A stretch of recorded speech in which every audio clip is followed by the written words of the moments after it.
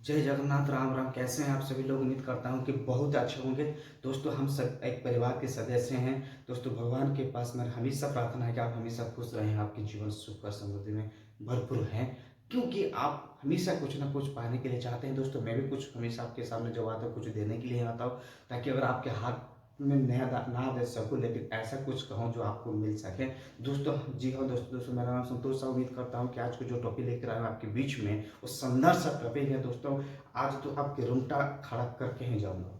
जी हाँ दोस्तों, ऐसी बात आपको मैं आपको बताने वाला हूँ ना, मरा हुआ इंसान के अंदर को दोस्तों जान आने वाली है। दोस्तों, अगर सच में अगर इस बात को आपने ध्यानपूर्वक लास्ट तक देख लिया, दोस्तों सुन लिया मेरी बातों को, आप अपने जीवन में कभी पीछे नहीं मुड़ के देखेंगे। चाहे आपके जीवन में कितनी भी परेशानी, कितनी भी कठिनाई, कितने भी तकलीफ क्यों ना आ जाए, आप हमेशा आगे बढ़ते रहेंगे। हाँ जी दोस्तों, अगर मेरा जो मेन टॉपिक है, मैं टॉपिक के ऊपर लेकर जाता हूँ। आप देर ना करते हुए दोस्तों, आप चाहे बिजनेस कर रहे हैं या काम कर रहे हैं, किसी भी क्षेत्र में स्ट्रगल कर रहे हैं या पढ़ाई कर रहे हैं, आपके साथ में परेशानी आती है। इस बात को मैं भी मानता हूँ, आप भी मानते हो, लेकिन ये दोस्तों प्रकृति का नियम है। ये दोस्तों प्रकृति का नियम है। हर इंसान के साथ, हर व्यक्ति के साथ परेशानी आता है। लेकिन दोस्तों, कुछ लोगों ने अपने समय से पहले अपने दम तोड़ देते हैं, हार मान लेते हैं, परेशानी से हार मान लेते, कहते हैं मुझसे अब नहीं होगा, मैं हार चुका हूं, इस जिंदगी की जंग से मैं हार चुका हूं। आज मैं जो उदाहरण आपको देने वाला हूं ना, यकीनन मानिए दोस्तों, आप कभी भी किसी के सामने ये नहीं कहिए कि आप हार चुके हो, आप हमेशा जीत जाओगे।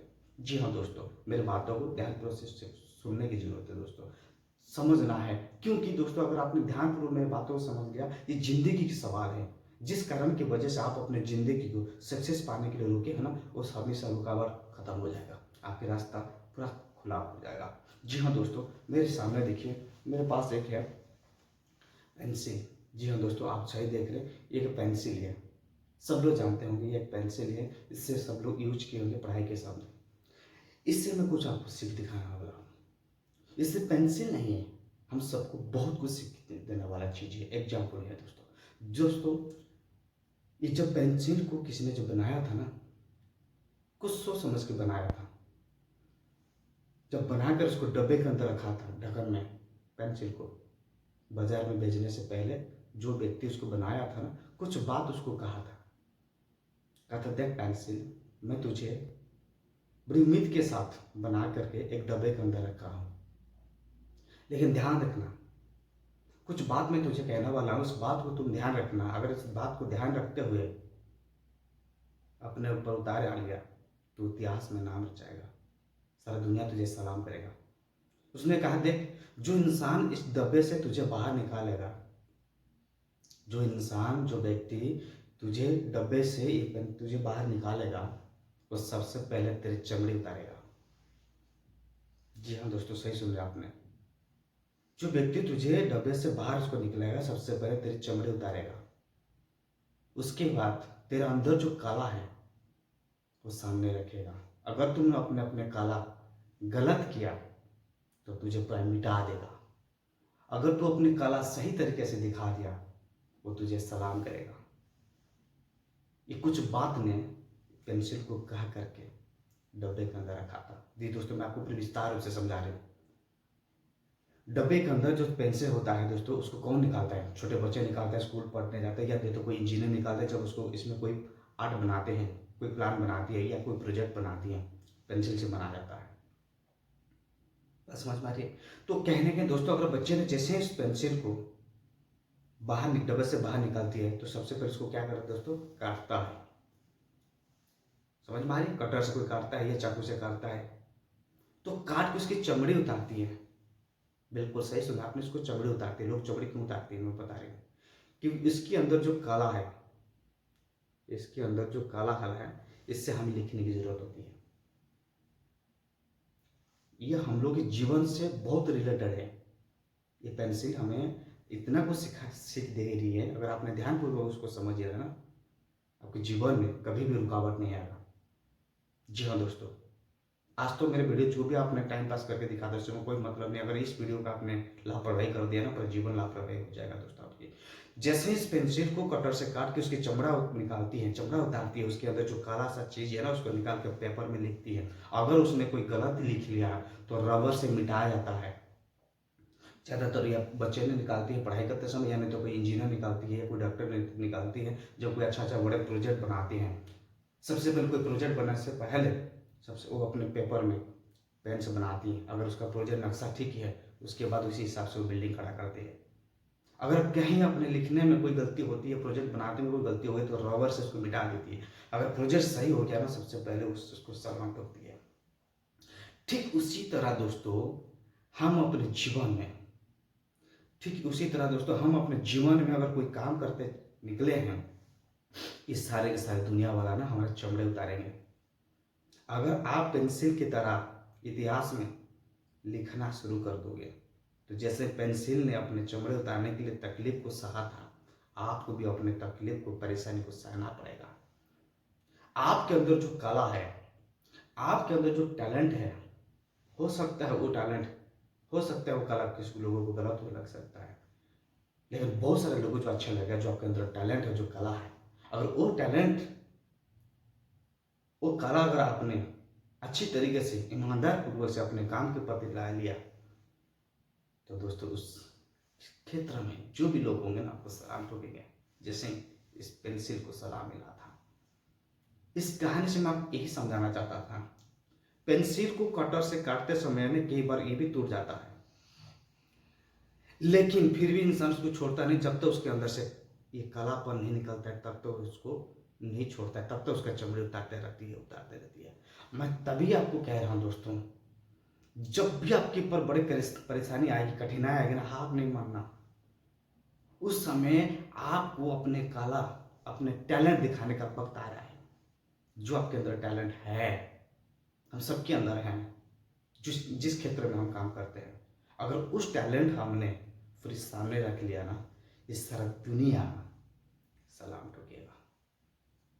क्योंकि ये बात का सबूत मैं आपको दे रहा हूं, अगर किसी ने आज का डेट में, अगर कोई आर्टिस्ट या कोई हीरो ने डेथ कर गया, अगर आज का डेट में कोई हीरो डेथ कर रहा है, तो सारे सोशल मीडिया में, सारे टीवी न्यूज चैनल में लोग क्या कहते हैं, यार वो हीरो मर गया।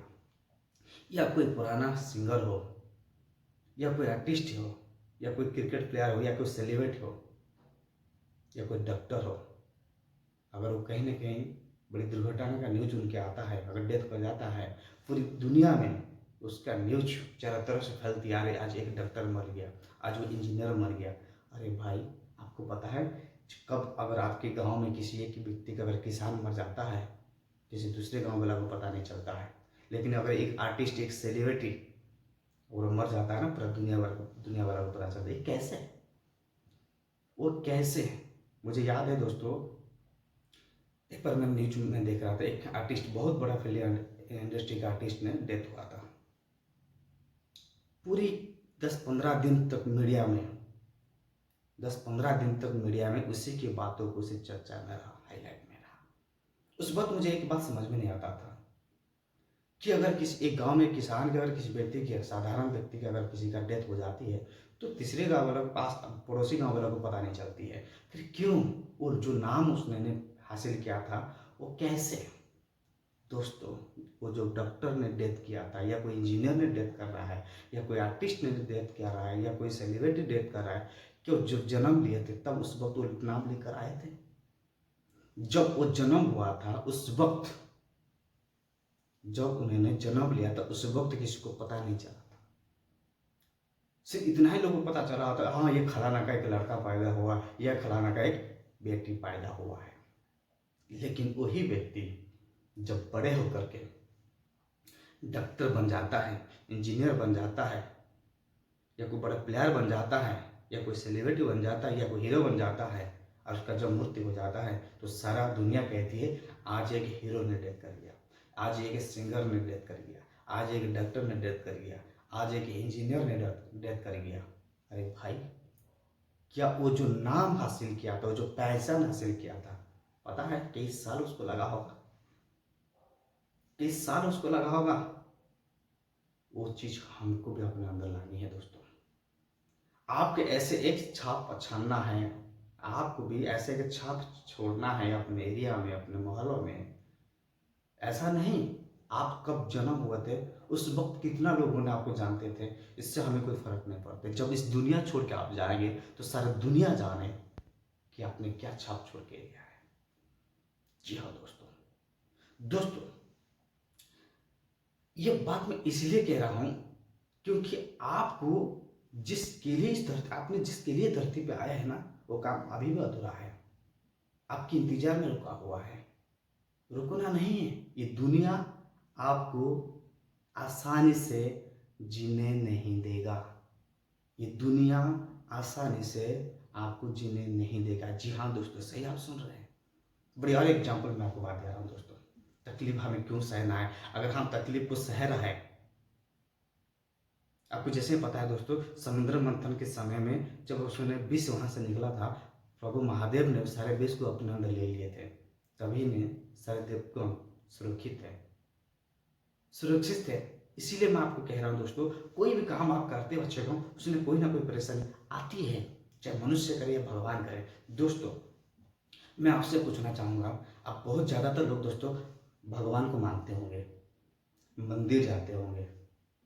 जी हाँ दोस्तों, बहुत लोग, 100 में से दोस्तों 100% लोग भगवान को मानते हैं, मंदिर जाते हैं। सबका अपना अपना भगवान पसंद है, किसी को शिव जी पसंद है, किसी को श्री राम पसंद है, किसी को दोस्तों जगन्नाथ पसंद है। सब अपने अपने पसंद के भगवान को पूजा करते हैं, अपने आदर्श भगवान मानते हैं। जी दोस्तों, मैं आपको यही कहना चाहूँगा दोस्तों, इससे बड़ी हम सीख मिलती है।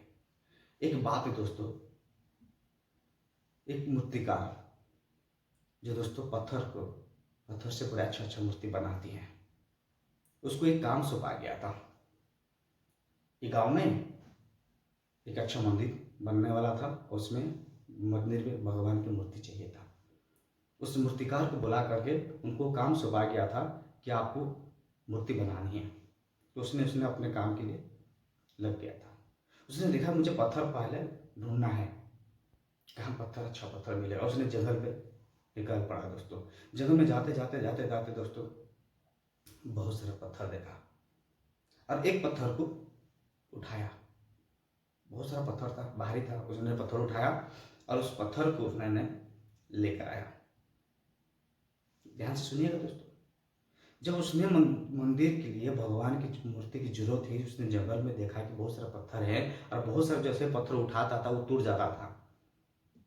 समझ मारिए, उसने एक बड़ी मुश्किल से एक पत्थर को उठाया और अपने दोस्तों काम में लग गया। उसको छेनी हाथोड़ से मार मार के मार मार के मार मार के मार मार के मार मार के मार मार के जो मूर्ति बनाना चाहता था वो मूर्ति आखिर में बन जाता था। आखिर में मूर्ति बन जाता था। उस मूर्ति को लेकर मंदिर के अंदर स्थापित करके पुजारी के माध्यम से पूजा करते थे। जब मूर्ति का काम कंप्लीट हो गया, सबके सब गांव वाले आते थे मंदिर में भगवान के दर्शन करने। सबके सब बोलते थे अरे यार चलो मंदिर जाते हैं, नया मंदिर हमारे गांव में बना है, भगवान भी है, दर्शन करते, नारियल लेके जाते हैं। समझ मारिए दोस्तों, सबके सब गांव वाले ने लाइन पे लगे मंदिर में दर्शन करने। हाथ में, सबके हाथ में नारियल प्रसाद है, ज्यादातर लोगों के हाथ में नारियल था। उसने जब नारियल लेकर गए दोस्तों, मंदिर के पास एक छोटा सा पत्थर था। ब्राह्मण ने, पुजारी ने कहा था कि जो भी नारियल लेकर आए हैं, जो भी भक्तगण, उस पत्थर पे, छोटा सा पत्थर पे नारियल को तोड़ना है और आगे जाके मंदिर में जो भगवान है उनको दर्शन करना है। सबके सब ने उस छोटा वाला पत्थर से नारियल को तोड़े थे, जाके मंदिर को दर्शन कर रहे थे। गांव वाले ने दर्शन कर लिया। समझ में आ रही है? गांव वाले ने दर्शन हो गया, शाम हो गया, मंदिर ताला लग गया, सबके सब अपने घर जब वापस जा चुके थे। लेकिन जो इनको ये बात हजम नहीं हुआ, वो अभी तक सोए नहीं थे। वो कौन था? सही सुन रहे आपने, वो पत्थर था दोस्तों। वो पत्थर मंदिर के सामने जो छोटा छोटा पत्थर पड़ा हुआ था, जिसके ऊपर सारे गांव वाले ने चल के आते थे मंदिर के अंदर, वो पत्थर, रास्ता में जो छोटा छोटा पत्थर पड़ा हुआ था, वो पत्थर जाके मंदिर के दरवाजे के पास सबके सब पत्थर कह रहा है, एक बात बता। किसको कह रहा है? जो मंदिर के अंदर भगवान की मूर्ति बन के खड़ा हुआ है, वहां पे रखा हुआ, उससे कहता है कि देख भाई, तू भी पत्थर है, मैं भी पत्थर हूं। तू भी जंगल में जहां पड़ा हुआ था, मैं भी वहीं पड़ा हुआ था। तुझे भी इंसान ने उठाया था, वहां से लेकर आया था यहाँ। मुझे भी वो इंसान वहां से उठा के यहाँ लेकर आया था।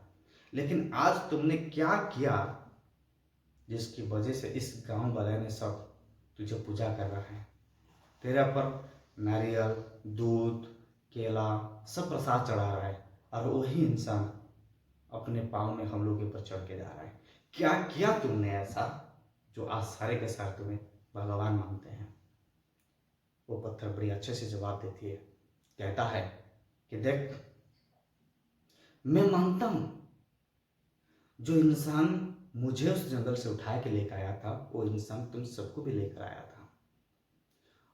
जो इंसान मुझे यहाँ पे बैठाया, वो इंसान आप सभी को भी यहाँ बैठाना चाहता था। लेकिन फर्क सिर्फ इतना है, फर्क सिर्फ इतना है कि वो इंसान जब छेनी हाथोड़े से आपको मार रहा था, जब छेनी हाथोड़े से आपको मार रहा था, तो आप लोगों ने उसकी छेनी हाथोड़े के दर्द को सह नहीं पाते थे, टूट जाते थे, बिखर जाते थे, जिसकी वजह से टुकड़े टुकड़े में आज आपने रोड के किनारा पे, रोड पे पड़े हुए हैं। लेकिन मैंने उस इंसान की छेनी हाथोड़े को दर्द को सहा, उसके दर्द को मैंने अपने अंदर बैठाया, सहा। मैंने टूटा नहीं, अपने अपने आप को हारने नहीं दिया, जिसकी वजह से वो इंसान मुझे जो बनाना चाहता था मूर्ति, मैं बन के यहाँ पे खड़ा हो गया।